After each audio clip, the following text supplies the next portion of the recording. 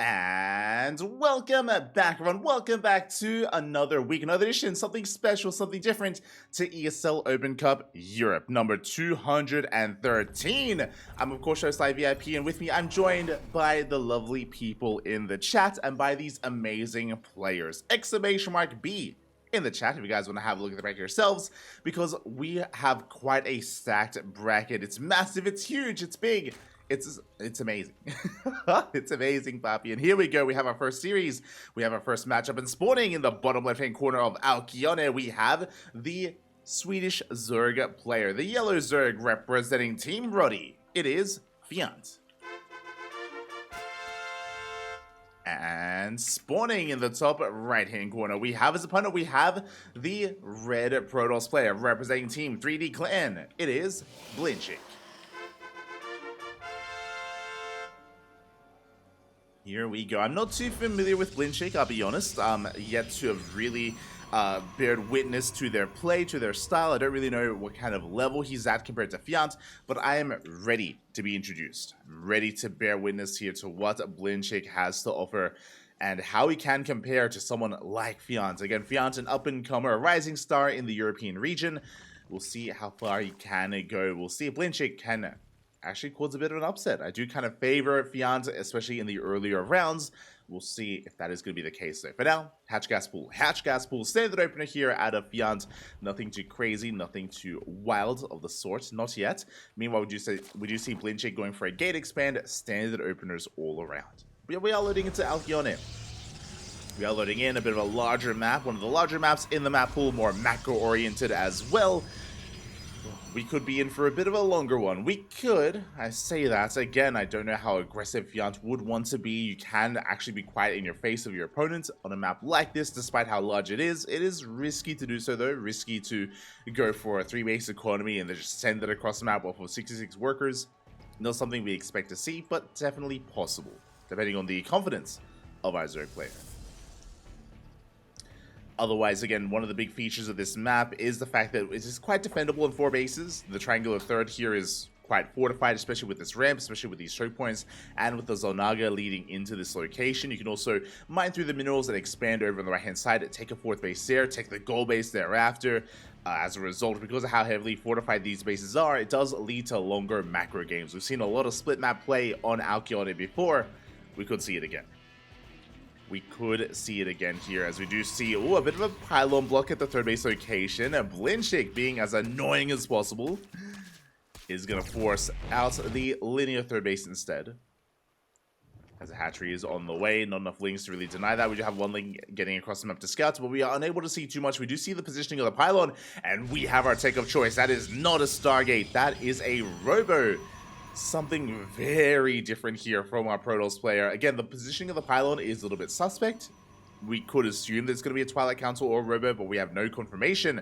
Gateways are being thrown down. So typically with a Robo opener, I would assume this is going to be for Disruptor drops. I would assume Disruptor drops 100%. But as we are getting up to 4 gateways, this feels like something different. This feels like maybe a vanilla gateway Soul Train-esque all-in with sentries and vanilla gateway units.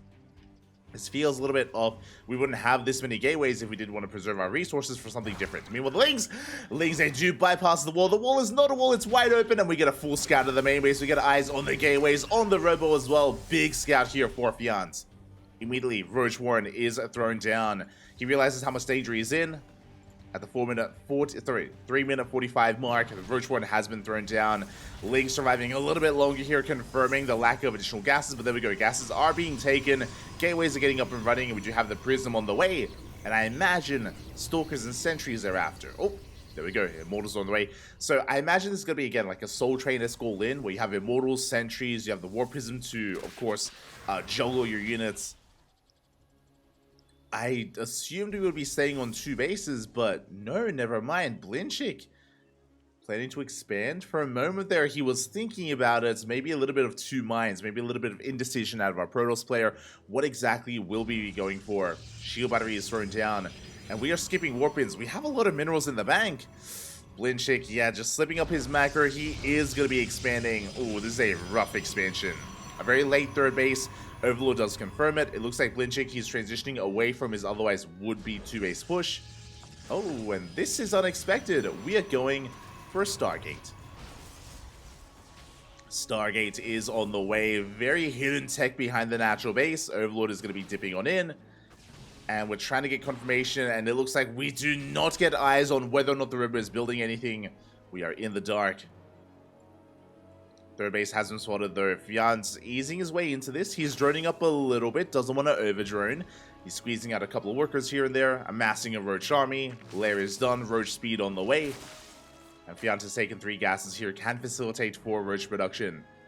Now the question becomes, what do we do with this Stargate? Do we throw down a Fleet Beacon? Do we rush into Sky Toss? And the answer is yes. Second Stargate has been thrown down, but never mind. We had a Void Ray on the way, and now we're pivoting away into Oracles. Again, it feels like a bit of indecision out of Blinchik. There it is. There is the Fleet Beacon. I don't really like the Oracle. The reason why I don't like it is because the Oracle is going to be zooming across the map, as we can see based on the rally. And that is going to be a massive tell. Basically, Blinchik is going to be screaming to Fjant, hey, I have a Stargate. Which is wild, right? For a robot opener to go into a Stargate is very peculiar, and it could have caught Fjant off guard, but now it won't. Now the Oracle reveals itself, and now Fjant has crucial information, the fact that there is indeed a Stargate. And again, that's already going to be ringing alarm bells here in the mind of Fjant. Like, hold up, wait, why is there a real Oracle here? Why is there a Stargate? This makes no sense. Skytoss is one of the only logical conclusions. There it is, Void Razor in production, a Fleet Beacon as well. I'm sure Fjant, yep, there we go, we have Overseers on the way, soon to scout. He's aware that something is wrong. He feels the urgency here to scout his opponent.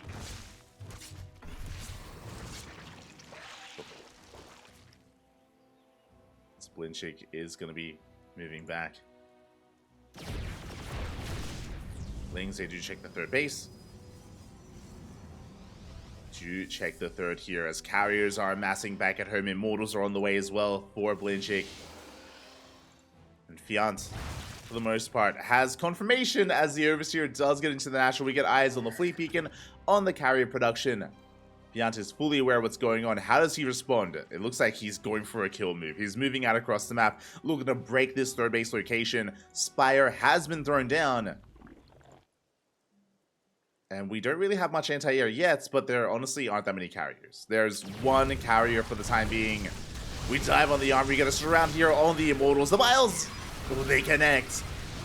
And we shut down one, not just one, but 2 Immortals as well. We barely do bring them down. Carriers that reveal themselves, but these are big pickoffs here from Fjant. Getting 2 of those Immortals. Will retreat, doesn't break the third, but does get some very high value targets. And as he kills the Immortals, he forces down, or he forces out more site defense, more cannons, shield batteries. The carrier count is amassing here back at home, and the Spire is well underway. It's well underway here for Fjant. Lings, they do catch some of the Adepts. Void Rays are amassing. I do appreciate the transition into Void Ray after the initial carriers. Void Rays, they do fare better against Corruptors, but I'm not too sure if we can make enough of them. +1 air attack, +1 shields. Blinchik just turtling up on 3 bases, while Fjant has the entire map. Droning up to 83. We have a solid economy. 4 bases, soon to be 5. Creep is spreading. We take control of the entirety here of Alcyone. Checking for any kind of 4th base. The win condition for Fjant is going to be deny the 4th. Deny the 4th base over and over again. Speaking of, it's about to be thrown down, and the Ravagers, they get here just in time. They do force a cancel. And there it is, 14 Corruptors on the way. That's a lot of Corruptors, Pappy. We got the Corruptors. Do we have an Infestation Pit? We do not. No Infestation Pit yet. Working on +1. Infestation Pit would be ideal here for Hive Tech for Vipers. Speaking of, there it is. Now it gets thrown down. Corruptors, they do amass. They do collapse on this army. And can we chase down the carriers? We can try. Oh, but they do manage to get away. They do barely make it back home. Across the map, the Oracle tried to get some damage done, but was denied. Corruptors are amassing. We have how many? 13 Corruptors in total. Not too many, to be honest, but it looks like Fjant does plan on breaking through that side defense, breaking through the defensive line. And it does end up clashing here with those cannons. Biles, they connect! The Biles, they take down a carrier, they take down a Void Ray, and now the Corruptors, they can go to town on everything else. Bailings, they don't quite make it into the middle line, but GG gets called. Fjant has too much, and Fjant takes game number 1. GG. GG, well played. Again, a solid game there out of Fjant. More importantly, though, behind all of that, really good scouting. Very nice scouting out of Fjant overall, getting a read on what his opponent was up to and able to respond in kind. Was able to respond, was able to react, was able to keep up here with the tech choices of his opponent. Again, I do think that we saw quite a bit of indecision out of his opponent, out of Blinchik. We saw that initially we were going for Robo Production into a Prism, then we switched into Immortal. It looked like a 2-base all-in, but he got scouted, so he transitioned and expanded instead, went for his 3rd base. Initially was going Void Ray, then went into Oracles, revealed himself, like, it was a little bit messy there out of our Protoss player, but hopefully we can clean things up. We can tighten things up here as we get ready for game number 2. I hope so, at least. Meanwhile, I see in the chats, does anyone know what Steadfast is? I'm not too sure how often Steadfast casts ESL Open Cup Europe. Not too sure. But as someone is saying, Steadfast is going to be a part of one of the official side streams for IEM, for IEM Katowice. I think it's going to be the B or C stream. I think B stream, alongside Behemoth. So very possible he is preparing for that. Meanwhile, we, of course, don't miss a beat. We could be casting IM, but we would still be going strong here at ESL Open Cup Asia and Europe and Americas. We try to cast everything, Papi, everything. Let's go. On top of that, some of the other casters may be traveling. I know Wardy was casting earlier. He was casting the OSC championships, but he may also be in the midst of traveling as well, as Wardy is going to be live at the event. He's going to be live casting the main event, so I do believe that's why some of the other English casters are not here and won't be here this week, unfortunately. But regardless, hopefully someone is able to cover ESL Open Cup Americas, fingers crossed. As spawning in the bottom right hand corner of Oceanborn, we have the Swedish Zerg player leading the series 1-0, the yellow Zerg, representing Team Roddy. It is Fjant. And spawning in the top left hand corner, we have his opponent. We have the red Protoss player representing Team 3D Clan. It is Blinchik.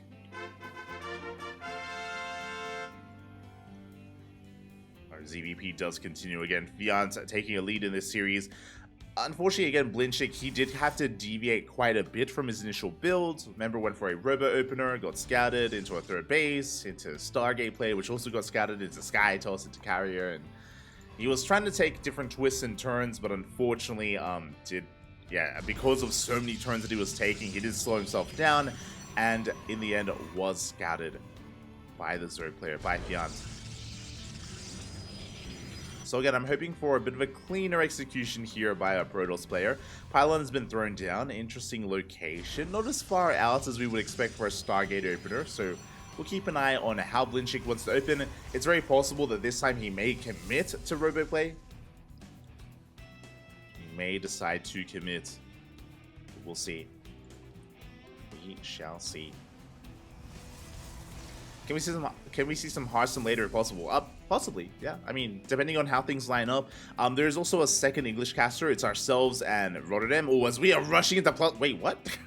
We're rushing into +1 air attack.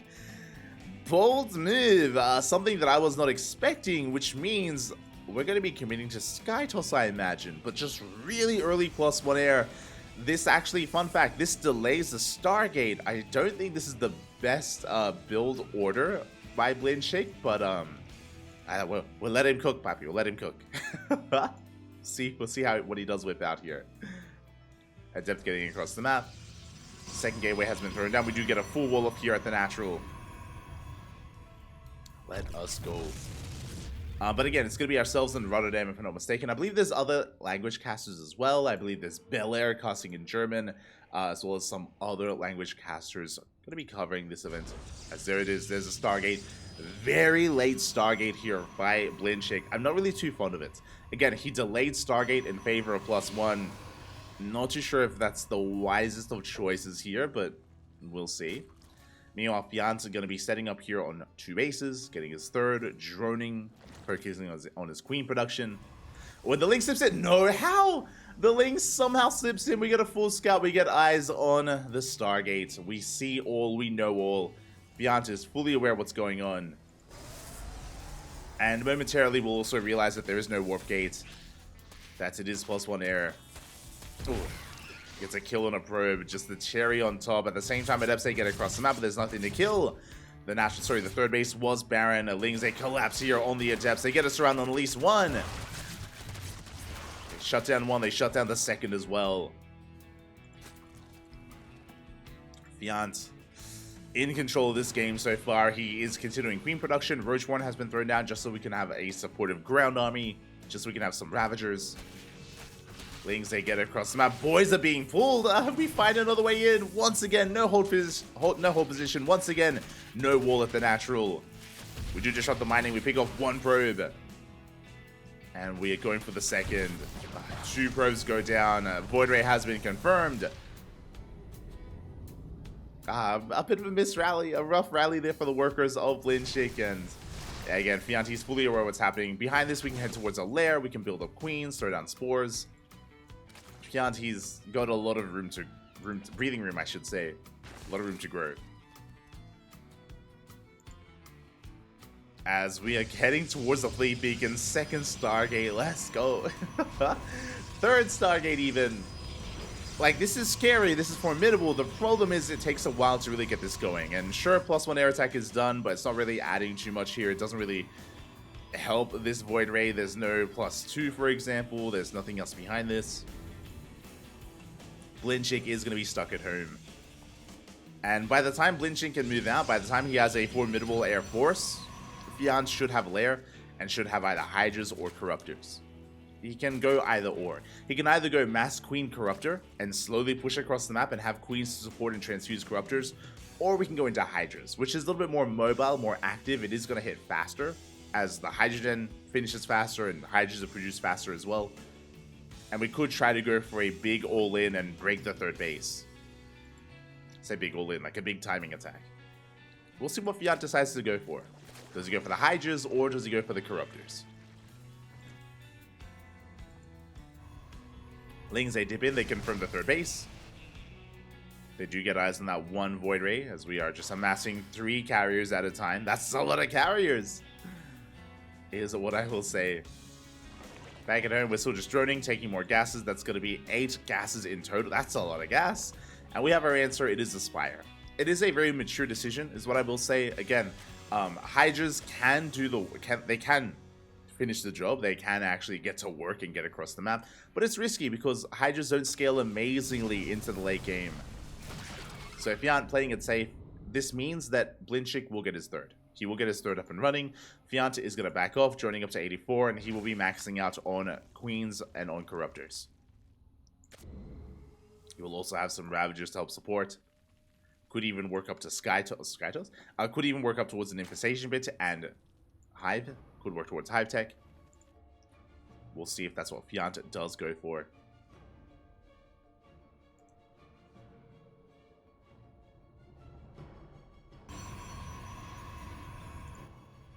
So we are still amassing an army, still building up towards the third base. Blinchik, of course, still saturating. Lings, they have arrived. They don't quite focus on the cannon, but they do confirm the carriers. So now, Fjant, he knows for certain it isn't Mass Void Ray. It could have been Mass Void Ray, but instead it's going to be Void Ray into carrier. Void Rays are moving out. I believe Flux Veins has not been researched. Nope. So it's just vanilla Void Rays with +1. 17 corrupt. Oh my, that's a lot of Corruptors. 17 Corruptors on the way. Void Rays to arrive. Queens are in position. We do force this back. Good target firing out of Fjant. Oh, what's the transfuse? Ooh, just barely in time. He gets one, he gets 2. 2 transfuses to go off. We do hold the line. Void Rays are forced back. 19 Corruptors on the way. We're not investing into any upgrades. No Infestation Pits. Lings are amassing. Ooh, and Blinchik is attempting to take a 4th base. I don't know if he can. I don't know if we can get away with this. As we are breaking out. Baneliness on the way to help support. Still no Infestation Pit, so we're sticking with Lair Tech, but +1 air attack is on the way. Void Rays are going to be shut down. How many Corruptors? 19 Corruptors in total. Another 5 on the way. 24 in total. And we shut down all 3 Void Rays. Oh, they do fall. And with the death of those Void Rays, that means there is that much less to protect these carriers. We can dive on top of this. 100%. Cannons and shield batteries are on the way, but there's only 2. There's only 2 cannons and 1 shield battery active. You can see that Fjant, he's preparing his army. And he's getting here in time. Yeah, it does target down as many of those cannons as he can. The Corruptors are on the way. They're on the way, Bobby. They can focus now. They can one-shot 1, 2, 3 Void Rays go down. Every single Void Ray does fall, and now we can focus on the carriers, and there is nothing left here for the Protoss. A pure Skytoss army is being focused down. Again, unfortunately, his build just wasn't the most efficient, and GG gets called. Fjant will take the series 2-0. GG. GG, well played. I'm not opposed to the playstyle of Blinchik. We have seen things like this work, but the overall build order by Blinchik was leaving much to be desired there. Again, the fast +1 air attack was creative, I will say that, but did hurt him more than anything. It did hurt Blinchik, it slowed him down. Unfortunately, 2 games in a row, we were lacking a wall-off at the Naturals, so Fjant got a free scout of the main base both games and was able to get a free scout of what was happening, of the Stargate play, of the eventual Sky Toss. Fjant saw everything he needed to against StarCraft, especially ZvP is a game of incomplete information. It is a game of incomplete information, and typically the Protoss player is doing the best they can to delay scouts, to deny scouts, to keep the Zerg player in the dark, and to keep them guessing. That's what's terrifying, right? Especially with a Void Ray opener. If we open up Void Ray, we shut down the Overlords, we deny a Link Scout, and Fjant wouldn't know if there was Sky Toss or Glaive Adepts or a Robo-based all-in. We've seen Void Ray openers time and time again catch Zerg players off guard, even at the highest level of play, but not quite here, as we are able to shut down our Protoss, and Fjant advances on into the next round, where he already has his opponent ready and waiting.